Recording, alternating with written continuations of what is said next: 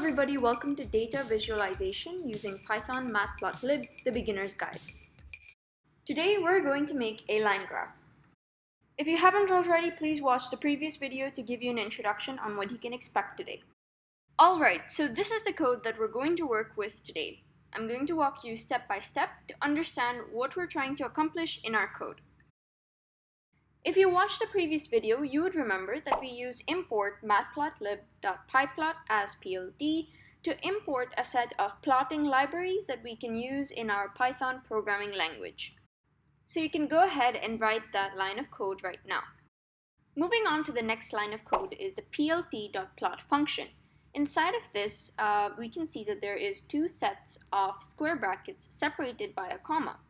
The left set of brackets represents the x data values, and the right set of brackets represents the corresponding y data values.